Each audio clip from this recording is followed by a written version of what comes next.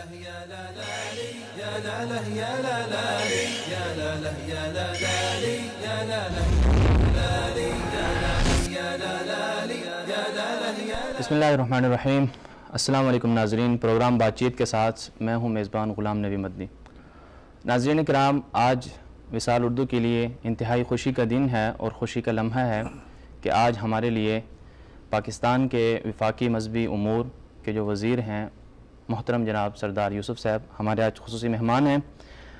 हम अपने मेहमान से हज इंतज़ामात के हवाले से बात करेंगे कि माजी में हज के इंतज़ामात कैसे रहे और इस वक्त हज इंतज़ामात कहाँ पहुँच गए और मौजूदा जो हुकूमत है उन्होंने हज के लिए क्या नई ऐसी तब्दीलियाँ की हैं जिनसे हाजियों को आसानियाँ मिली, और हज इंतज़ामात के हवाले से हुज्जाज किराम किस कदर मुतमईन हैं उस हवाले से भी हम बात करेंगे। इसके अलावा हम आज बात करेंगे मोहतरम जनाब सरदार यूसुफ़ साहब से उनकी ज़िंदगी के बारे में, उनके कैरियर के बारे में कि कैसे वो आज इस मनसब तक पहुँचे और उन्होंने अपनी ज़िंदगी में किस तरह आवाम की खिदमत की। मोहतरम जनाब सरदार मोहम्मद यूसुफ़ साहब, बहुत शुक्रिया आप तशरीफ़ लाए हमारे। मदनी साहब जी अच्छा, ये बताइए सरदार साहब कि आपने तालिब इल्मी से सियासत तक का जो सफ़र है वो कैसे सर अंजाम दिया, आप कैसे इस मंजिल तक पहुँचे? बिस्मिल्लाहिर्रहमानिर्रहीम, अल्हम्दुलिल्लाह रब्बिल आलमीन वस्सलातु वस्सलामु अला रहमतिल आलमीन।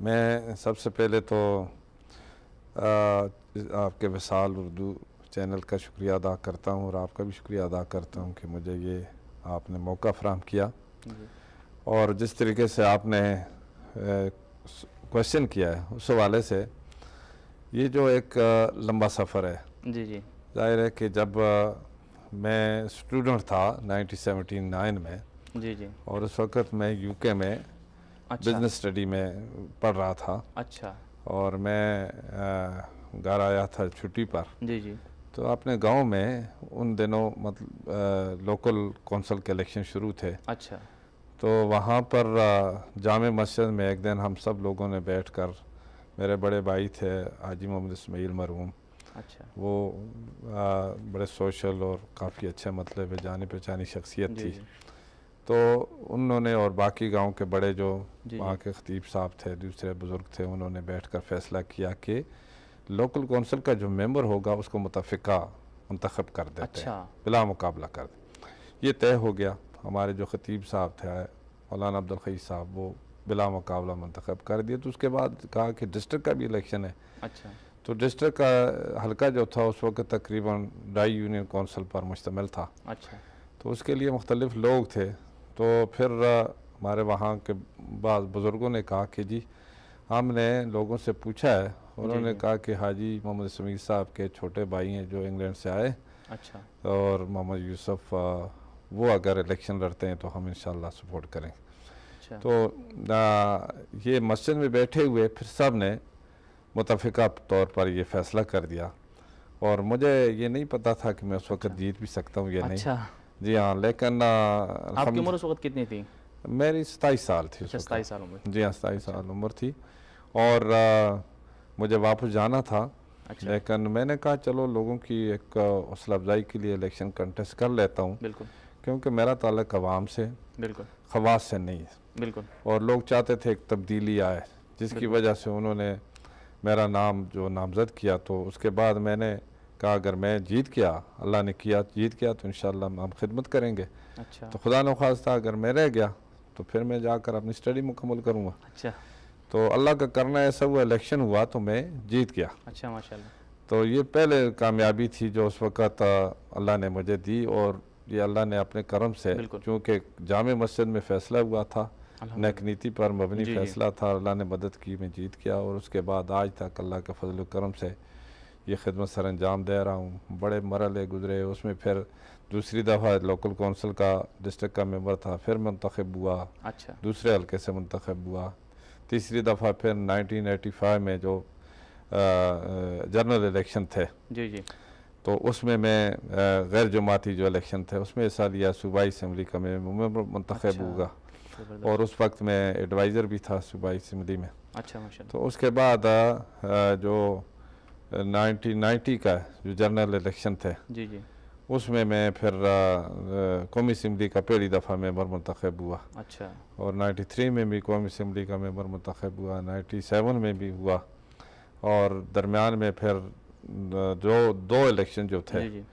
वो चूँकि मैंने अपनी तालीम अधूरी छोड़ी थी, अच्छा। ग्रेजुएशन नहीं की थी, तो इस वजह से मैं कंटेस्ट नहीं कर सका। अच्छा। तो मेरी जगह मेरे बेटे को लोगों ने इलेक्शन लड़वाया, जी जी। शाहजहां यूसुफ को इलेक्शन अच्छा। लड़ाया, तो वो 2 दफ़ा कौमी असम्बली के मेंबर भी मुंतखब हुए और मिनिस्टर भी बने, फेडरल अच्छा। मिनिस्टर थे और मिनिस्टर ऑफ स्टेट थे। अच्छा। और उसके बाद 2013 में जी जी। जो जनरल इलेक्शन दोबारा आए जी जी। तो वो शेख ख़त्म कर दी जो ग्रेजुएशन की, तो फिर मुझे इलेक्शन लड़ना पड़ा। अच्छा। अल्लाह ने अपने फजल करम से कामयाब किया। अच्छा, तो आपने बाकायदा जो अपनी सियासत का आगाज़ किया वो किसी पार्टी से नहीं किया?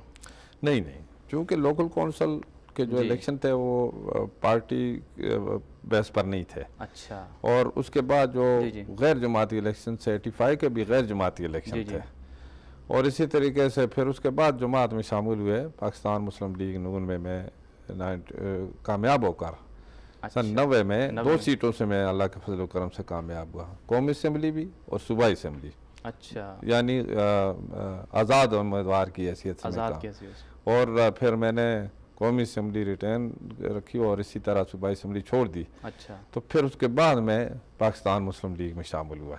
अच्छा, आपको सरदार साहब मानसरा में सियासत का किंग कहा जाता है, उसकी वजह लोग ये बताते हैं, लोगों से जब पूछा गया तो लोग ये कहते हैं कि चूँकि आप अमूमी तौर पर पूरी आवाम में मकबूल हैं और आप ज़्यादातर हारे भी नहीं, जितने इलेक्शन लड़े आप हमेशा तकरीबन जीतते आए हैं, और आपके बारे में ये भी मशहूर है कि जिस बंदे की जिस इलेक्शन के जो दीगर जो हलकात हैं उनमें जब आप किसी की हिमायत कर दें तो वो भी जीत जाता है। तो इसके पीछे क्या वजह है? कोई ख़ास आपकी अखलाकी हैसियत है या आवाम की खिदमत है, क्या आप समझते हैं? जी मदनी साहब, इसकी सबसे बड़ी वजह तो अल्लाह का फजल करम है। जी बिल्कुल। तो अल्लाह पाक ने या जब मुझे ये तौफीक दी है तो मैंने जो नेक नीति से ये काम शुरू किया, एक इबादत समझते हुए शुरू करा। और मैं अल्लाह तबारक व तआला का जितना भी शुक्र अदा करूँ कम है, बिल्कुल, कि हर मुश्किल वक्त में भी अल्लाह ताला ने कामयाबी दी है। बिल्कुल। और मेरा ताल्लुक अवाम से है। बेसिकली मेरा अवाम से ताल्लुक, आम आदमी से। मेरी आज भी जो डीलिंग है आम आदमी से है। मेरा उस पुराने जिस तरह जारादार किस्म के सियासतदान थे उस तरीके से नहीं है। बिल्कुल। इसी वजह से लोग मुझे हमेशा से सपोर्ट भी करते हैं और अल्लाह कामयाब भी करता है। दरमियान में 1-2 इलेक्शन मैंने कंटेस्ट किए तो उसमें मैं रह भी गया था। 88 में मैं सूबाई असम्बली में रह गया था। और इसी तरीके से एक बल्दियाती जो 2002 का इलेक्शन था उसमें मैं रह गया था, क्योंकि वो हमने मुकाबला किया। लेकिन ओवरऑल कामयाबी रही। फिर दूसरी बात आपकी ये भी बिल्कुल हकीकत है कि अल्लाह की बड़ी करम नवाजी रही है, जिसको हमने नामिनेट किया अल्लाह ने किया वो भी कामयाब हुआ, जीत गया जी। और इस दफ़ा भी आप यकीन करें कि पूरे खैबर पख्तूनख्वा में पाकिस्तान मुस्लिम लीग नून का वाहिद ज़िला मानसरा है जिसमें से 2 कौमी असम्बली की सीटें और 4 सूबाई असम्बली की सीटें जीती है। अच्छा। बाकी किसी डिस्ट्रिक्ट में इतनी सीटें या स्वीप नहीं किया, सिर्फ मानसरा ने किया। अच्छा। है। और डिस्ट्रिक्ट नाज़म भी फिर उसके बाद जो बना है वो भी पाकिस्तान मुस्लिम लीग नून का है। अच्छा सरदार साहब, ये बताइए कि आपने जैसे अभी कहा कि अवाम माशाल्लाह आपके साथ है और आप भी नेक नियति से अवाम की खिदमत भी करते हैं। अलबत्ता अभी भी कुछ लोगों से जब पूछा गया आपके हलके के, तो मैंने भी कुछ लोगों से सवालात किए तो उनमें से काफ़ी तो खुश नज़र आए, बाज़ कुछ ऐसे भी नज़र आए जो ये कहते हैं कि हम गांव में रहते हैं, हमारे पहाड़ों पर अभी तक कच्ची सड़कें हैं। तो उस हवाले से आप क्या कहेंगे? जी कारी साहब, असल में देखें मुझसे पहले कच्ची सड़कें भी नहीं थी। अच्छा।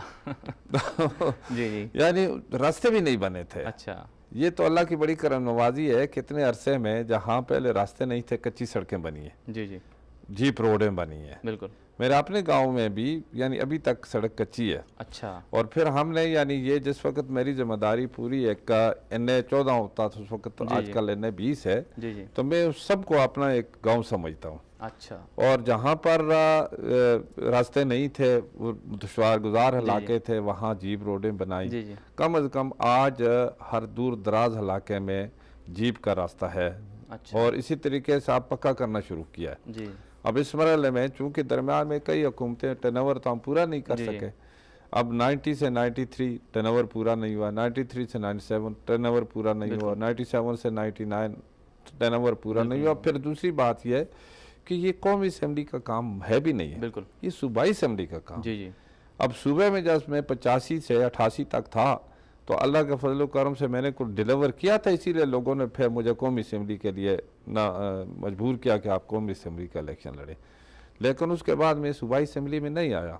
तो कौमी असम्बली में जो होता है उसको भी तो फंड मिलते हैं कौमी असम्बली में, वो तो डिस्क्रिशनरी फंड होते हैं। अच्छा, वो कोई मतलब है जिस तरह एडीपी सूबाई हुकूमत सूबाई असम्बली बनाती है जी। और डेवलपमेंट का काम ही सूबों का काम है। अच्छा, और 18वीं तरमीम के बाद तो टोटल बहुत ज़्यादा इख्तियार सूबों को मिल गए।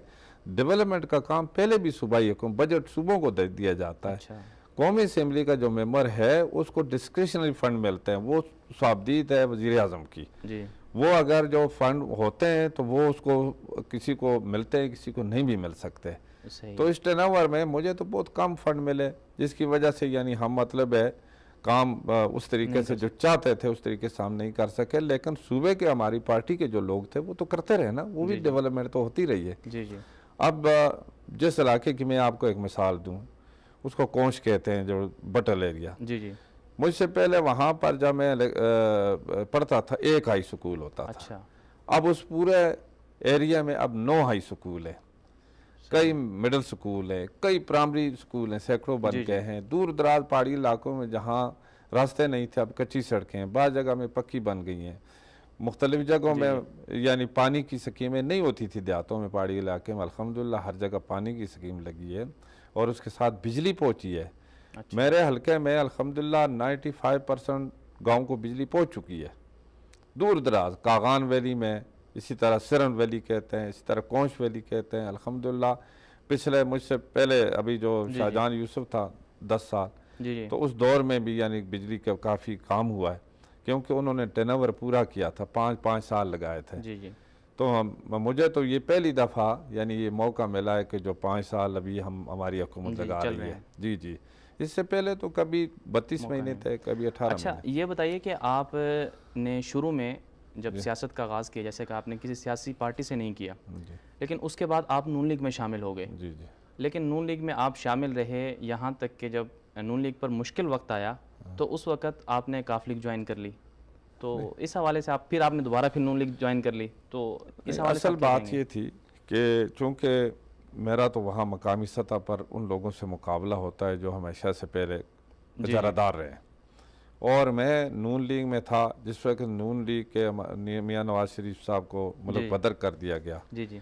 तो जाहिर है वहाँ मेरा मुकाबला तो उन लोगों से होना ही था जी। तो मकामी सतह पर मैंने हमेशा जो फैसला किया है आवाम को इकट्ठा करके उनसे मशवरा करके फैसला किया।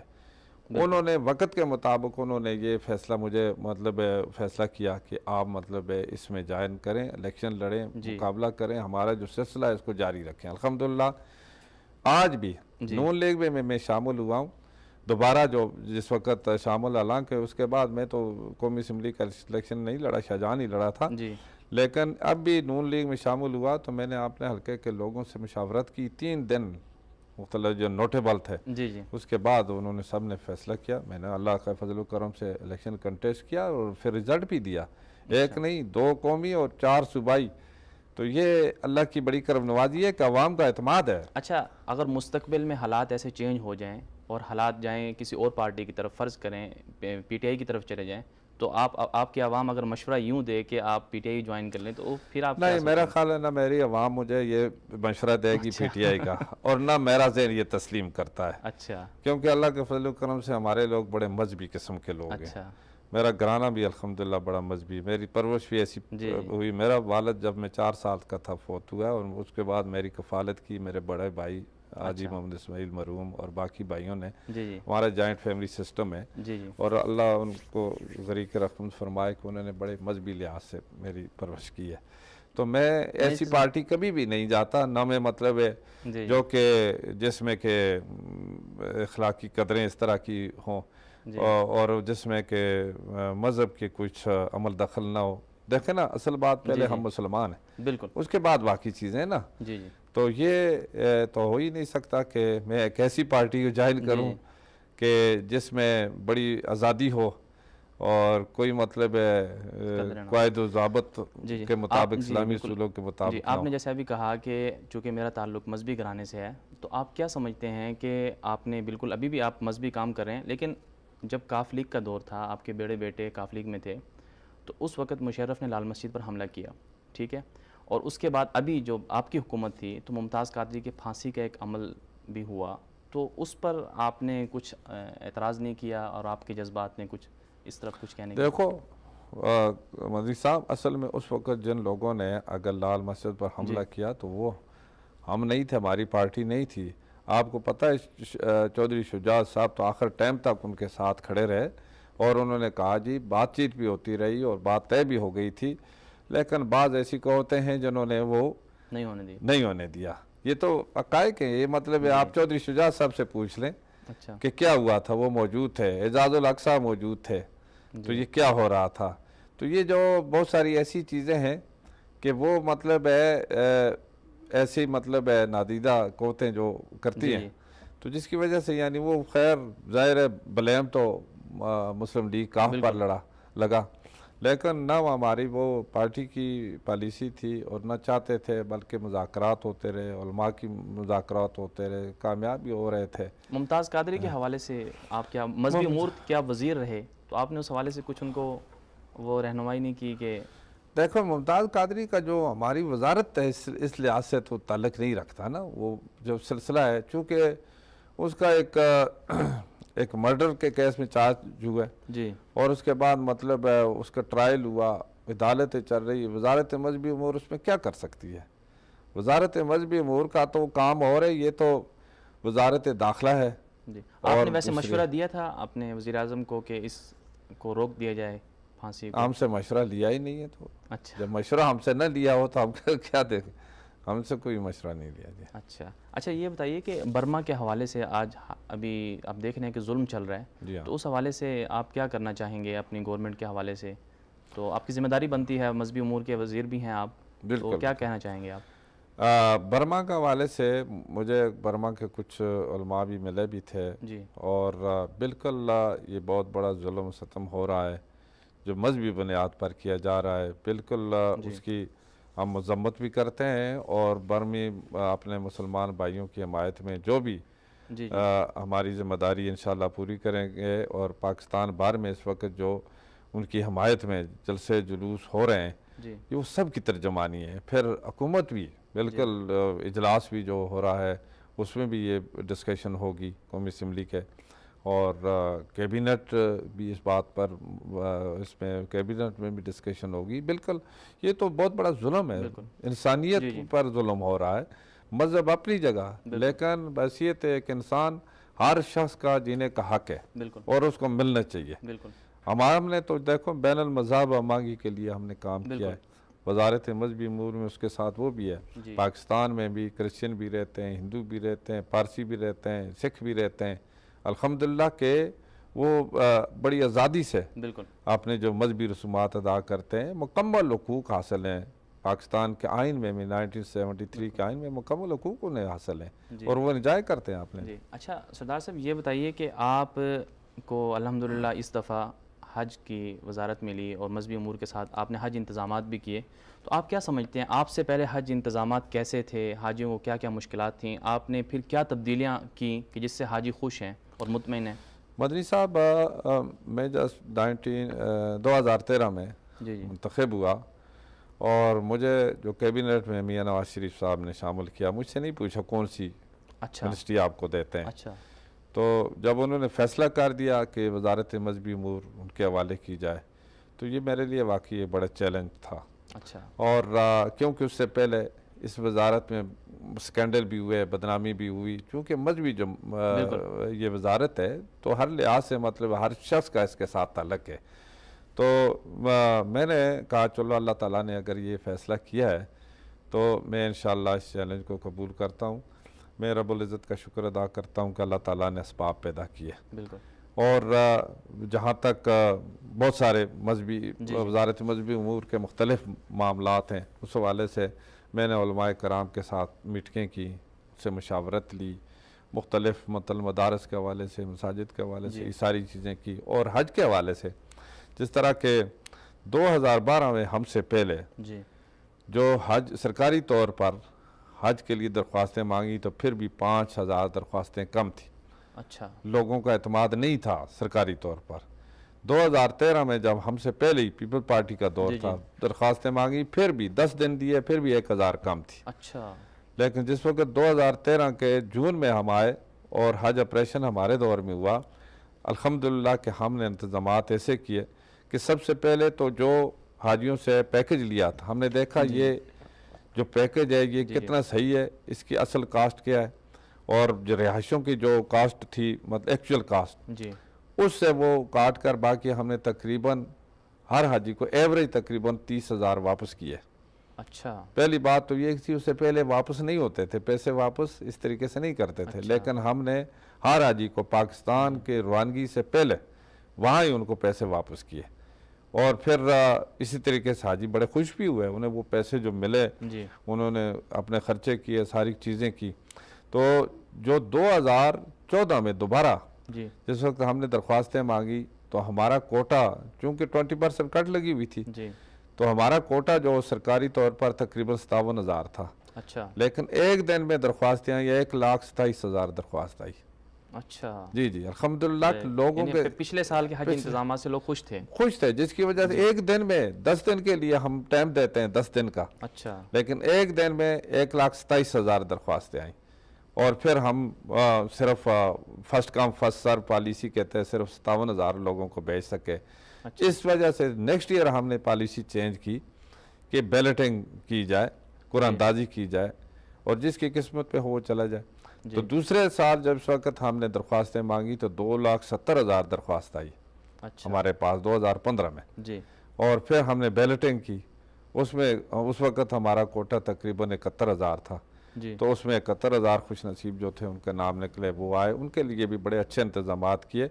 और उसके साथ ही चूँकि ये खाने का इंतज़ाम फिर उसके में शामिल कर दिया सऊदी हुकूमत की तरफ से तालीमात, ये कि खाना भी होना, हमने कहा बहुत अच्छी बात है, जी वो भी हमने जिस वक्त शामिल किया। तो 2016 में 2,80,000 दरख्वास्त आई थी, जी और कोटा हमारा वही था 71,000। तो उसके लिए भी बड़े अच्छे इंतजामात हुए, रिहाइश के भी, खाने के भी, सारा कुछ। और जी बाद हमारे हाजी तो उसी पैकेज में पैकेज भी काम किया। सबसे बड़ी बात है हमसे पहले चूँकि हमने एक ही कैटेगरी रखी, इकानमी क्लास। जी उससे पहले ब्लू वाइट और ब्लू ग्रीन का वाइट, रिवाज था, तो हाँ वो आप ही ब्लू, क्या? हमने सिर्फ वाइट को रखा, अच्छा ब्लू और ग्रीन को ख़त्म कर दिया। हमने कहा वो प्राइवेट सेक्टर में जाएं, जी क्योंकि ये जो एक ही हुकूमत की अगर इसमें आता है तो फिर एक ही कैटेगरी होनी इससे चाहिए। क्या आवाम को क्या फ़ायदा हुआ एक कैटेगरी रखने से? इसके अवाम को एक तो ये फ़ायदा हुआ कि बहुत सारे लोगों को मौका मिला, वो जो ज़्यादा अफोर्ड नहीं कर सकते थे वो भी शामिल हो गए, टोटल उनके लिए हो गया। जी दूसरा ये फ़ायदा हुआ कि जिन लोगों ने अगर ब्लू में ग्रीन में जाने थे वो प्राइवेट सेक्टर में चले गए। अच्छा। तो ये कोटा ज़्यादा मतलब है, जिन लोगों को अगर पैकेज मौका नहीं मिल सका जी तो अफोर्ड नहीं कर सकते थे वो ज़्यादा। तो इसी तरीके से 2016 का जो हज ऑपरेशन वो बड़ा कामयाब रहा अल्हम्दुलिल्लाह। और पैकेज जो 3 लाख तकरीबन 20,000 हमसे पहले बनता से या 3 लाख तक बनता था, वो कम होकर 2,70,000 तक, 2,80,000 तक आ गया। तो इस साल आप हैरान होंगे कि पाकिस्तान की तारीख में 3,38,696 दरख्वास्तें आई। अच्छा जी, और हमारा कोटा 1,07,000 था। चूँकि कंट्री कोटा रिस्टोर हो गया था, जी जी तो पाकिस्तान का तकरीबन 1,80,000 कोटा बनता है। तो उसमें से हमने 60% आवाम की डिमांड पर और मुख्तलिफ लोगों के मतलब जो असम्बलियों की करारदादें आई जी कि जी सरकारी कोटा ज़्यादा किया जाए, तो हमने 60% सरकारी किया, तो 40% जो है प्राइवेट किया। तो जिसके नतीजे में 1,07,000 खुश नसीब जो थे उनका कुरानदाजी में नाम निकले। अच्छा 2,33,000 फिर भी रह गए। अच्छा यानी ये यानी कि एक हज एतमाद है हर जी, साल, जी, मतलब बेहतर इंतजामात की वजह से और बेहतर उनकी खिदमात की वजह से अवाम का जो एतमाद, पाकिस्तानी मुसलमानों का एतमाद बढ़ा कि सरकारी सेक्टर में जाएँ।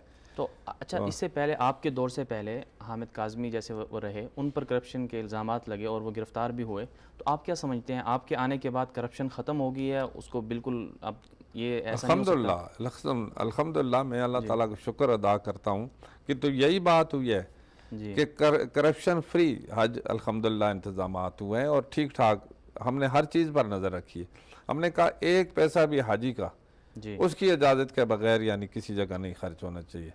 यहाँ पर अभी जो हमारे हाजी पिछले साल 2014 मेरा ख्याल कुछ हाजी मरकजिया से बाहर रह रहे थे, जी जी तो यहाँ पहले यही होता था कि तमाम जो हाजियों से वो एक ही रेट लिए जाते चाहे बाहर हैं या अंदर हैं। अच्छा हमने फिर उस वक्त भी जो बाहर रहते थे उनसे सिर्फ 200 रियाल लिए, 400 रियाल वापस किए, अच्छा वो वापस के घरों को उनको पहुँचा दिए। इसी तरीके से एक्चुअल कास्ट जो आती है वो जिस हाजी की जी जी वो उससे चार्ज की जाती है। और उसके साथ ही इस दफ़ा भी जो हमारे बाकी बड़े अच्छे इंतज़ाम थे, अजीज़िया में रिहाइश के इंतज़ाम थे या बता कुरैश में अच्छे इंतज़ाम थे, यहाँ के मरकज़िया में जी रिहाइश के खाने के इंतज़ाम अच्छे थे, ट्रांसपोर्ट के अच्छे थे। लेकिन जो मशायर में जी जो कि वो मुसस्सा जनूब एशिया की ज़िम्मेदारी बनती है, ज़ाहिर है हम उन्हें पे करते हैं, सारा इंतज़ाम उनकी ज़िम्मेदारी है, मिना में, मुज़दलिफ़ा में और अरफात शरीफ में, ये उनकी यानी ज़िम्मेदारी। कि इस दफ़ा जिन लोगों ने एतराज़ किया, कि हमने देखा कि बहुत से लोग एतराज़ करते रहे कि उन्हें ट्रांसपोर्ट की मुश्किलात रहीं, उनको मुंतकिल नहीं किया जा सका, और बाज़ ख़वातीन की तरफ से भी ये एहतजाज सामने आया कि उन्हें खाने के लिए जो है ना इंडियन जो कैंप उनमें जाना पड़ा। तो इसमें कौन ज़िम्मेदार है, कौन लोग इसमें मुलव्वस हैं? वो जो चूँकि टोटल वो ज़िम्मेदारी जो आपको पता है जी कि वो मुसस्सा जनूब एशिया की ज़िम्मेदारी बनती है, मुअल्लिमीन की ज़िम्मेदारी। हम तो हमारे उनके साथ मुअल्लिमीन एग्रीमेंट सऊदी हुकूमत की तरफ से होते सऊदी हैं? हुकूमत की तरफ यानी से आप उनसे हमारे एग्रीमेंट नहीं, करते हैं हम तो? एग्रीमेंट करते हैं, हम अच्छा। उन्हें पे करते हैं। हमने पिछले साल तकरीबन एक टाइम का खाना था, एक टाइम की चाय थी। इस साल हमने 2 टाइम का खाना जी और सुबह नाश्ता वो मतलब है शामिल किया, 3 जी टाइम समझे। उसके लिए हमने मजीद जो उनकी डिमांड थी वो पूरी की, पे भी किया। अच्छा, और ट्रांसपोर्ट का भी वो करते हैं। हमारा वहाँ पर कोई अमल दखल नहीं है क्योंकि यानी हमें हर पेमेंट हाजी की ट्रांसपोर्ट आपने मुहैया की, नहीं, आपने ये दी, हमने उसके दिए, पैसे आपने दे उनके दिए थे? पैसे हमने दिए, अच्छा। उनको जो भी था उनको दिए और उनसे एग्रीमेंट हुआ और उसमें वहाँ के टेंट, वहाँ का खाना जी और वहाँ की ट्रांसपोर्ट ये उनकी जिम्मेदारी है। वहाँ के जो मेडिकल जो उसकी ट्रीटमेंट वगैरह ये भी उनकी जिम्मेदारी है, क्योंकि वहाँ किसी मुल्क का जी दूसरा का दखल नहीं, हमारा भी नहीं। तो इसलिए जो वहाँ पर जो प्रॉब्लम पेश आई थी, फिर हमने फौरी तौर पर मीटिंग बुलाई, अच्छा। नोटिस लिया और फिर जिन लोगों को अगर ट्रेन का टिकट नहीं मिला था, हमने फैसला किया कि उनके 250 रियाल है वो वापस किए जाएं।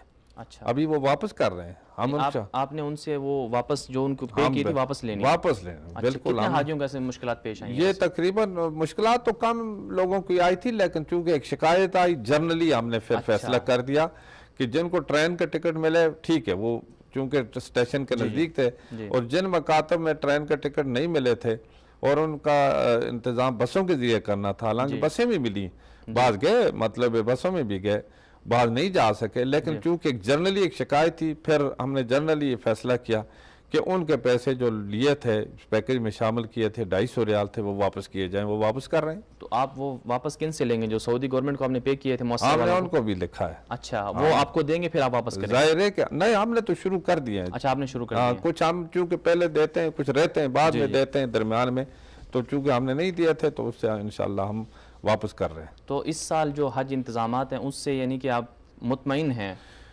जी अल्हम्दुलिल्लाह, जहाँ तक हमारे बिहाफ की बात थी, गवर्नमेंट की जिम्मेदारी थी, पाकिस्तान गवर्नमेंट की, हम इंशाल्लाह उससे मुतमईन हैं। जहाँ तक मशायर में आपको पता है जी तकरीबन 23 लाख लोगों से ज़्यादा इस दफ़ा हज में लोग जी, शरीक थे बिल्कुल। मुख्तलिफ ममालिक में। सिर्फ पाकिस्तान ही के नहीं, बहुत सारे ममालिक के लोग जो हजी थे उनको ट्रांसपोर्ट नहीं मिल, पैदल उन्होंने सफ़र किया। और अमूमन ये आज के भी नहीं, अरसे से होता है, क्योंकि ट्रैफिक जहाँ मिलती भी है वो इतना टाइम लगा देती है कि लोग तंग हो जाते हैं। जी इसलिए वो प्रेफर करते हैं जो मतलब है ट्रैफिक ट्रांसपोर्ट के बसों के बगैर यानी पैदल को। तो इस साल जो यानी उन्होंने ट्रेन का जो टिकट दिए थे तकरीबन 2,80,000 लोगों को दिए थे, अच्छा, और पाकिस्तान के भी 49,000 लोगों को ट्रेन के टिकट मिले थे। बाकी लोगों ने मतलब उसका बसों का इंतज़ाम था। अब 23 लाख में से 2,80,000 उनको तो ट्रेन का टिकट मिले। तो 2,20,00,000 लोग, 2 मिलियन लोग, उनके लिए बसों का इंतज़ाम करना था, लेकिन बसों का इतना इंतज़ाम तो नहीं हो सकता। आपको ज़ाहिर पता है आपको कि अरफात शरीफ में इतनी बसें कहाँ खड़ी की जा सकती हैं। और ये हुकूमत, उस सऊदी हुकूमत के लिए भी बड़ा मसला है, वो किस तरीके से अकोमोडेट कर सकते हैं। चलें, तो ये जो बात आई थी ना, जो कि बिल्कुल हमारे नोटिस में, हमने फौरी नोटिस लिया और फौरी तौर पर यानी उन लोगों को कंपनसेट किया। अच्छा सदा साहब, ये बताइए कि ये तो हज इंतज़ामात के हवाले से बात हो गई जी। तो आप मजहबी हवाले से भी, चूँकि आप वज़ीर भी हैं, वफाकी मजहबी उमूर भी हैं, तो मजहबी हवाले से भी आपकी काविशें हैं। सुनने में आता रहता है कि आपने एक दफ़ा जरगा भी बुलाया और वो रोयत हिलाल के ऊपर था कि मुल्क में 2 ईदों की बजाय एक ईद हो। तो उसमें किस हद तक पेशरफ्त हुई और मुस्तकबिल में अवाम क्या एक ही दिन ईद मना सकती है पूरे पाकिस्तान वाले? हमने तो अल्हम्दुलिल्लाह एक साल जिस वक्त तो काफ़ी कामयाबी हुई कि उससे मुतफ़िका तौर पर यानी एक ही दिन रोज़ा भी रखा गया और एक ही दिन मतलब है वो ईद भी हुई थी। और इस साल भी हमने कोशिश की कि रोयत हिलाल कमेटी का और फिर जो हमारे पेशावर के कुछ उलमाए कराम हैं उनकी पुरानी रवायात चलती आ रही हैं, क्योंकि ये रोयत हिलाल कमेटी तो बहुत बाद में बनी है। वो तो चूँकि वहाँ जो उनके मुफ्ती साहब हैं उन्होंने कहा वो 200-250 साल की एक पुरानी रवायत है मस्जिद कासिम अली ख़ान की, वहाँ पर इसी तरीके से आकर लोग गवाहियाँ देते थे, फिर ऐलान करते थे। उस वक़्त ये रोयत हिलाल कमेटियाँ नहीं होती थी, पाकिस्तान भी नहीं होता था, तो इस वजह से उस रवायत को जारी सारी रख रहे हैं। तो हमने कहा ठीक है आपकी रवायत है, लेकिन आप हमारे साथ मिलकर जो कि ज़ोन रोयत हिलाल कमेटी बनी है सूबे की, उसके साथ मिलकर आप फैसला करें। अब सूबे की जो कमेटी है वो भी पेशावर में बैठती है, वो नहीं देखती जी, और सिर्फ मस्जिद कासिम अली खान की देखती है, वो चांद देखते हैं।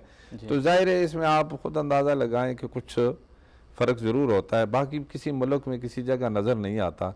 अब सिर्फ और सिर्फ देखो पंजाब में नज़र नहीं, सिंध में नज़र नहीं, बलूचिस्तान में नज़र नहीं आता चांद, और खैबर पख्तूनख्वा में भी वहाँ पर हज़ारा में नज़र नहीं आता, तो मलाकान में नज़र नहीं आता। लोग वो मुतमईन हैं आप? हाँ, लोग तो अल्हम्दुलिल्लाह मुतमईन। हमारी अब तो कोशिश है, ईद मनाई जा सकेगी। हमारी कोशिश है कि दुनिया भर की, मेरी ज़ाती तौर पर यह ख्वाहिश है, बल्कि मैं चाहता हूँ कि एक उलमाए कराम ये फैसला करें कि पूरी दुनिया में एक दिन रोज़ा भी रखा जाए और ईद भी मनाई जाए।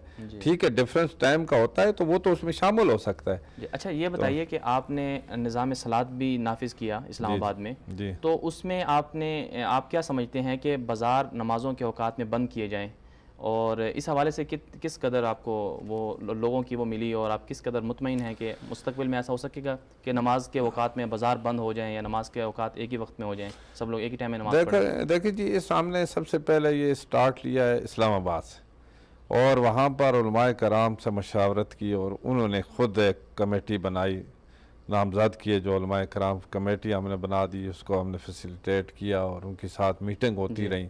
तकरीबन 5-6 महीने उन्होंने काफ़ी काम किया, मीटिंग की और मुतफ़िका तौर पर टाइम मुख्तस किए कि ये टाइम है। उसमें जो बरेलवी भी उलमाए कराम थे, देवबंदी भी थे, अहले हदीस भी थे, अहले तशय्युअ भी थे। आपको पता है कि मुख्तलिफ मसलक वहाँ पर सारे हैं, तो उसमें सारे उन मुतफ़िका तौर पर एक कैलेंडर तैयार किया कि ये टाइमिंग होगी और उसके मुताबिक अज़ान होगी और जमात होगी। अल्हम्दुलिल्लाह काफ़ी हद तक उसमें पेशरफ्त हुई है जी, और तकरीबन 70% मैं कह सकता हूँ कि इंशाअल्लाह उसमें पेशरफ्त हुई है, और मज़ीद उसमें रिस्पांस बड़ा अच्छा आ रहा है, क्यों किसी मुखालफत नहीं करते, कोई भी नहीं करते, लेकिन चूँकि लोग आदी नहीं है जी, और इसमें टाइम लगेगा, ज़रूर लगेगा, क्योंकि इसमें जिस तरह आपने कहा, जिस तरह सऊदी अरब में अजान होती है, बाज़ार दुकानें बंद हो जाती हैं, वहाँ लोग इस चीज़ के आदी नहीं है।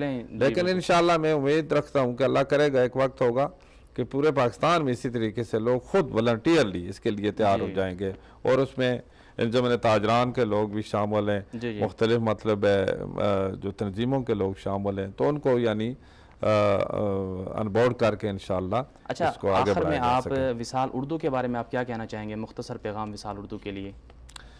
जी मदनी साहब, विसाल उर्दू के लिए मेरा तो ये पैगाम है, ये एक बड़ी अच्छी पेशरफ्त हुई है, और ये एक मौका मिलता है कि पूरी दुनिया में एक मैसेज उर्दू बोलने वालों की तरफ से भी जाए, जो कि ज़ाहिर है कि शेयर की जाती हैं बहुत सारी चीज़ें, और मैं मुबारकबाद देता हूँ अपनी तरफ से भी, इसके जितने मुंतज़मीन हैं उनको भी मुबारकबाद देता हूँ, और आपको भी मुबारकबाद देता हूँ कि आपको भी मौका मिलता है इसमें यानी काम करने का, जो पाकिस्तान की एक नेशनल लैंग्वेज है जी जी, उसमें आवाम को खिदमत मिल रही है, में आवाम को खिदमत का मौका मिलता है। उस बहुत शुक्रिया सरदार साहब, आपने हमें वक्त दिया, बहुत शुक्रिया। बहुत शुक्रिया जी। नाज़रीन किराम, आज हमारे लिए सादत की बात थी कि हमारे साथ थे वफाकी वज़ीर बराए मजहबी उमूर मोहतरम जनाब सरदार मोहम्मद यूसुफ़ खान साहब। हमने उनसे बातें की हज इंतज़ामात के हवाले से, और उन्होंने जो हज इंतज़ामात में जो नई तब्दीलियाँ की उस पर बात की। तो इंशाअल्लाह इसी उम्मीद के साथ कि आइंदा भी हुज्जाज किराम मुतमईन रहेंगे और आइंदा भी हुज्जाज किराम को सारी सहूलतें मिलती रहेंगी, इसी उम्मीद के साथ आज के प्रोग्राम का हम अख्तिताम करते हैं। इंशाअल्लाह मिलेंगे अगले प्रोग्राम में। अगले प्रोग्राम तक के लिए इजाज़त दीजिए। अल्लाह हाफ़िज़।